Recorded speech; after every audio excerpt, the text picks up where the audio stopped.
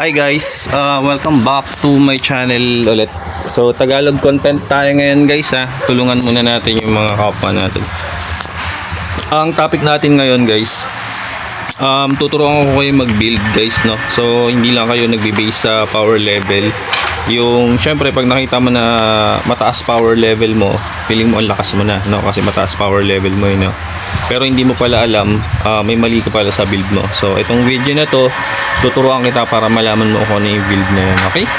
Pero syempre bago ang lahat, huwag mo kalimutan mag-like, mag-comment, mag-subscribe, and mag-hit ng notification bell para lagi kayong updated sa mga bago kong videos, okay?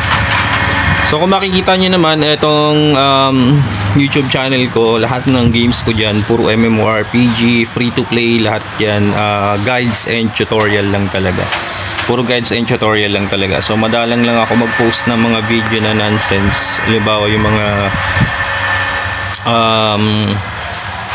combo yan, pag wala lang ako may post talaga pag busy ako yan. So at least ngayon meron akong time, so matuturuan ko kayo. Pero bago ang lahat, tuloy muna tayo sa intro.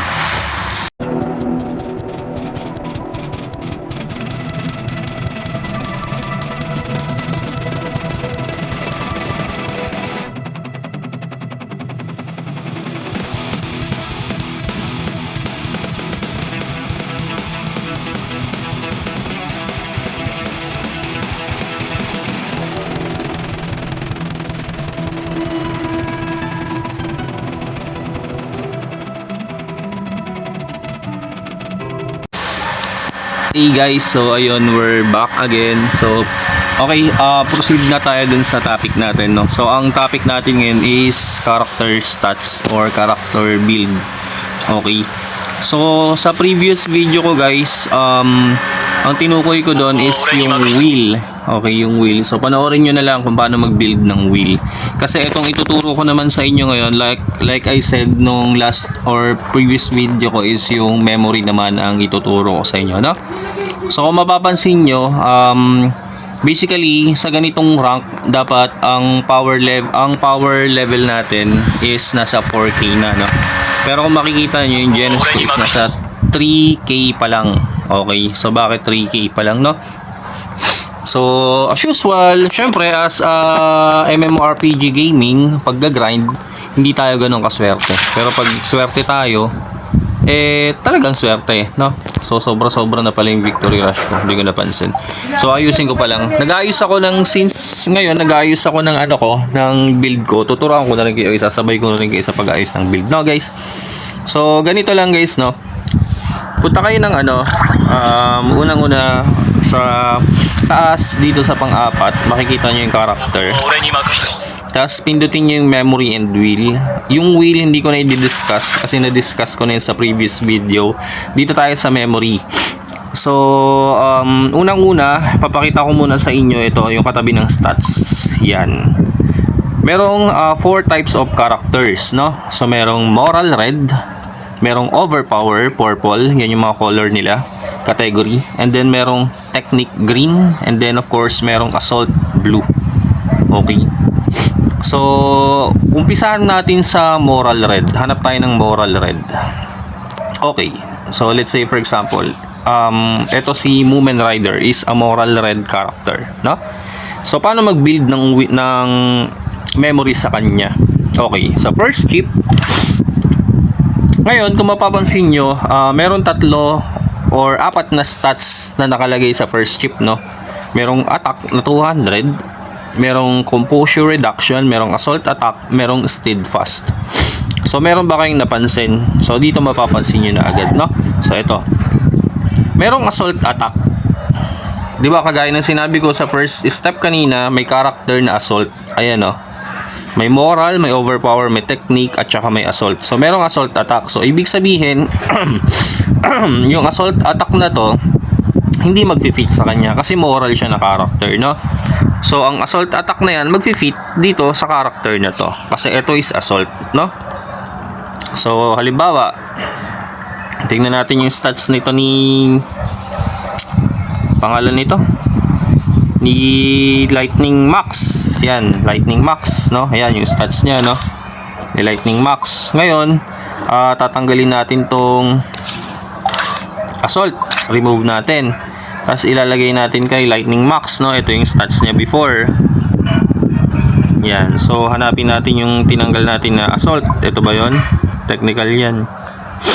Ito yata. Ayan. So, yan. Nakita nyo, ang laki ng dagdag ng power level. Tapos, yung stats ko, from 1, basta 1.3 kanina, di ba? Naging 1.7 bigla. Di ba? Kasi pumatong yung category niya. Yung Assault type attack. Okay, pumatong yung category niya. Okay, so unti-unti nyo nang nagigets. Ngayon naman, punta naman tayo dito kay Tanda. Or, tingin ulit tayo dito sa moral character natin kung meron pang... Nag-ayos kasi ako ng build, so isasabay ko na kayo. So, gaya nito, Assault na naman, no? Punta ulit tayo kay... Lightning Max. Saan ko tinanggal yun? Dito ko ba tinanggal yun? So, hanap ulit tayo ng Assault. Ayan. So, 2.7 na yung power ng Lightning Max ko, di ba? Biglang tumaas na naman. Kanina, 1.7 yung attack. Ilan to? 72, tsaka def naman yung nadagdag sa kanya. Pero may attack pa din. So, 1.772. Kasi yun yung niya, yung category niya. So, 1.772. Yun yung plus Assault attack niya, no? Assault. So yan, naka-assault attack na lahat siya, no? Yan.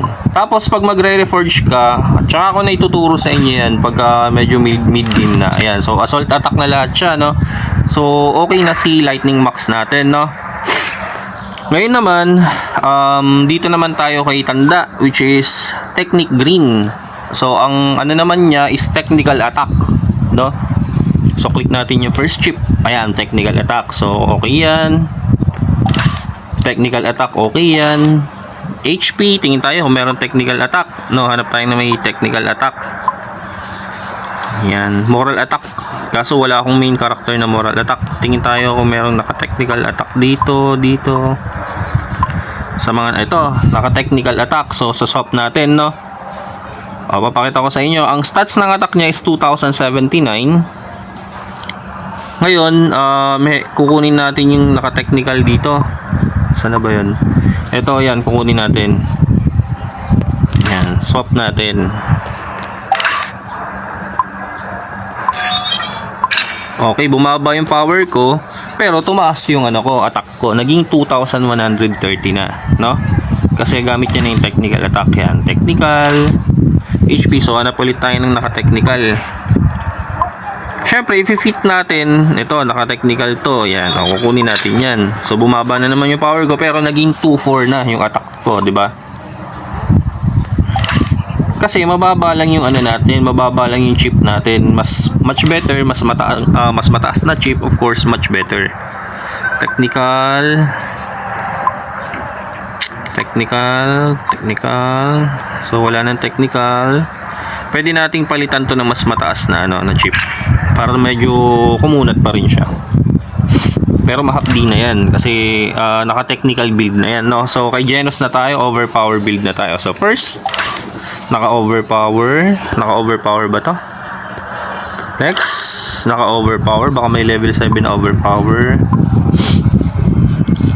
Wala. O diba? Malas tayo sa chips, guys. Overpower, baka may level 8 na overpower.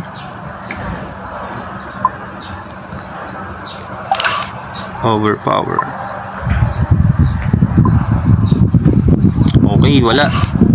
Yun, so naka-overpower. So, ganun lang mag-build ng memory, guys. So, dito mo makikita kung gusto mo talagang tumaas yung damage mo. Ito, 2.5. Pakita ko sa inyo. 2.5. 2.4. O, diba?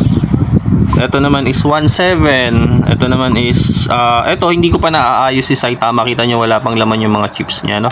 So kailangan natin siya lagyan ng mga overpower. So ganun lang yung guide ng pag-build ng memory nyo, guys. And sa previous video ko naman yung wheel. Okay? And of course, bago ko end yung video na to guys, maraming salamat. Kahit kukunti pa lang yung viewers natin kasi bago pa lang tong laro na to, sana dumami rin yung mga nanonood at mag-like ng mga napapanood nila sa akin, then mag-subscribe. And huwag nyo kalimutang i-hit yung notification bell para lagi kayong updated sa mga bago kong videos. Huwag kayong mag-alala kung may mga errors man dito sa sa mga tutorial ko. Pwede kayong mag-comment at sabihin yung may mali. Oh Lods, ganito yung ganyan yung Pwede nyo sabihin sa akin yun sa comment section and i-correct din natin yung mga nagiging errors, okay? So tulungan lang tayo lumakas dito sa laro na to. Yun, so add nyo ako, IGN ko sa C server ako. Ang IGN ko is Team Marahan, hindi kasi kasya yung Team Marahan vlog eh. So message muna kayo or comment muna kayo, sabihin nyo na inad nyo ako. Comment nyo yung IGN nyo para ma-accept ko kayo. So thank you so much. Baka sooner or later magpapa-Gcash tayo sa mga subscribers lang ha. Magbibigay ako ng mechanics kung paano malalo. Thank you and have a great day. Goodbye.